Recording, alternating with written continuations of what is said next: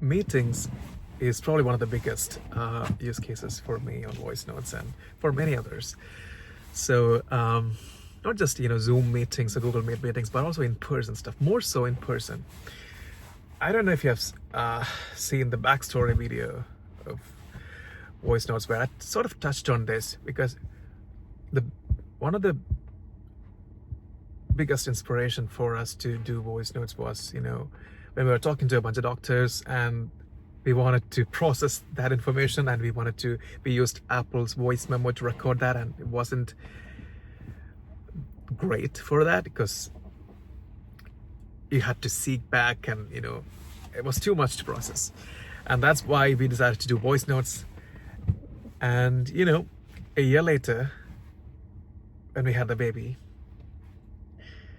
we had the same requirement again, because you are meeting with a lot of midwives and doctors, and they would talk about how to feed the baby, how to take care of it, what if there's a nappy rash, what if the temperature, for example, the information that you find online versus what the doctor suggests to you based on the weather, the environment that you are in. Like, if I live in a place called in an English village called West Wickham, and the tips that would require that you get from people that you meet are very personal, right? Like very personal about the hospitals nearby, the body temperature that you should to look out for, the products that are available here, not in the US. So things you can't find on Google. So we would record every conversation with the doctors and nurse, and that would be tremendously helpful in taking care of the baby. Because when you're in the middle of something and you want to know, hey, what did that nurse tell us 3 weeks ago about a nappy rash? It's not like you can Google it and find it. You need your information, your signal versus the noise that is Google and Reddit. I like Reddit, by the way. I like how it's full of anecdotal experiences as opposed to standard stuff. Anyway, so we record a lot of our in-person meetings, and I mostly use my Apple Watch. So I just open my Apple Watch, my Voicenotes app, and I hit record, and I would just run it in the background. And the same with Google and Zoom meetings. If I think a meeting is really important or is packed, then I would simply record it. And you might be thinking, hey, Voicenotes is not designed for meetings, and you're right. Like, we don't have some of the fancy features, and we do have some of the more fancy features introduced in the last couple of weeks, but it doesn't matter really, because I have used all those apps out there that are custom built for meetings, like Otter or Fireflies or Read AI, all the apps that you know. And the things that they do, like speaker diarization and the timestamp, those things don't really matter in the grand scheme of things, at least for me. I mean, what matters is capturing all the information that was spoken in that meeting. And the AI will do the rest. Even it'll understand the context of the conversation without even speaker diarizing it. So you can simply ask things like, hey, what was my response to the suggestion of X and Y? And it would be very accurate.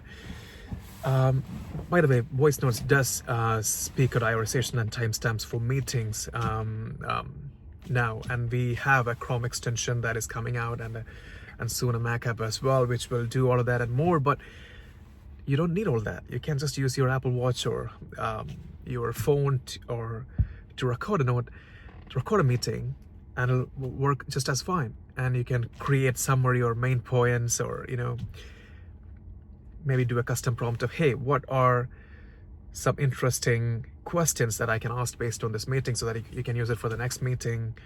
Or, hey, create an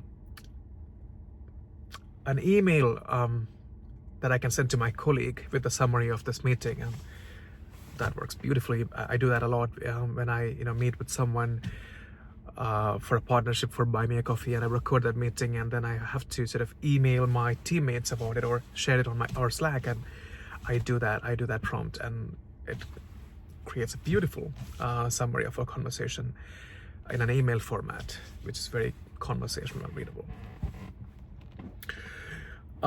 Yeah, so my point is, just hit record and done whenever you're done. And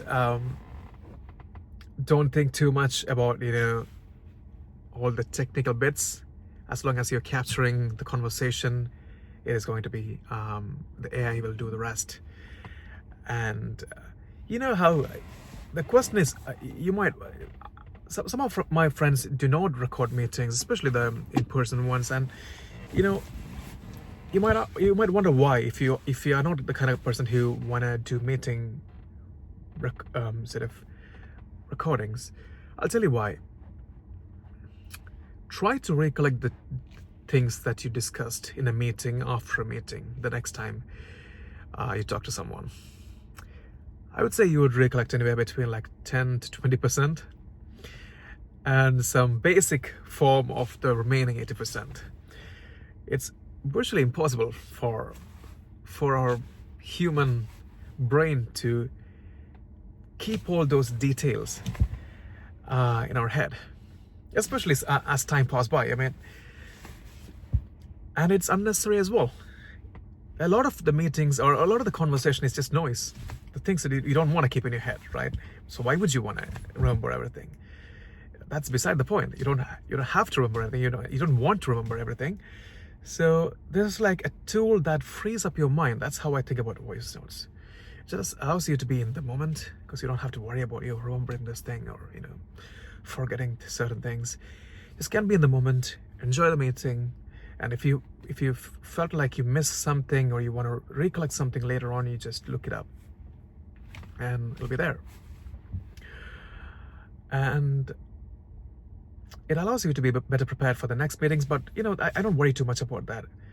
All I care about is to be maximum present during the meetings and maximum useful with the meeting, because I have this full memory of the meeting that I can go back to or share with my teammates, and you'll be surprised there.